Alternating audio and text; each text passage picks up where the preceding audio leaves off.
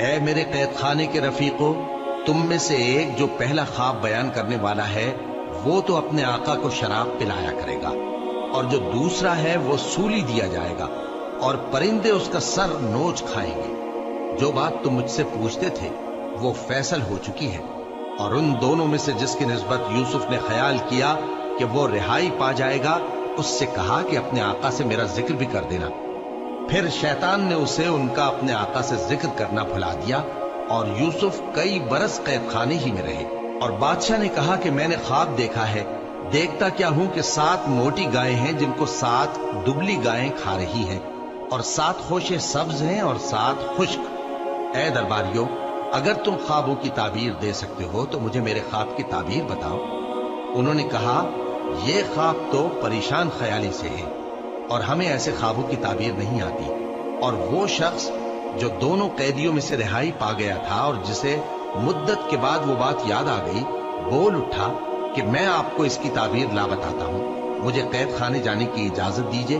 غرض وہ یوسف کے پاس آیا اور کہنے لگا، یوسف، اے بڑے سچے یوسف، ہمیں اس خواب کی تعبیر بتائیے کہ 7 موٹی گایوں کو 7 دبلی گائیں کھا رہی ہیں، اور 7 خوشے سبز ہیں اور 7 سوکھے، تاکہ میں لوگوں کے پاس واپس جا کر تعبیر بتاؤں۔ عجب نہیں کہ وہ تمہاری قدر جانے۔ انہوں نے کہا کہ تم لوگ 7 سال متواتر کھیتی کرتے رہو گے، تو جو غلہ کاٹو تو تھوڑے سے غلے کے سوا جو کھانے میں آئے باقی کو خوشوں میں ہی رہنے دینا۔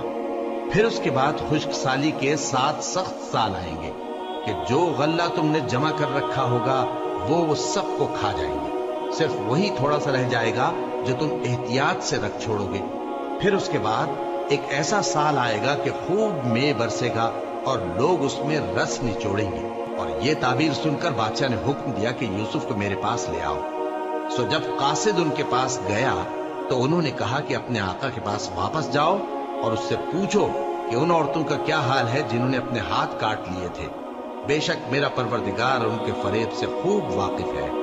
بادشاہ نے عورتوں سے پوچھا کہ تمہارا کیا قصہ تھا جب تم نے یوسف کو اپنی طرف مائل کرنا چاہا؟ سب بول اٹھی کہ اللہ پاک ہے، ہم نے اس میں کوئی برائی معلوم نہیں کی۔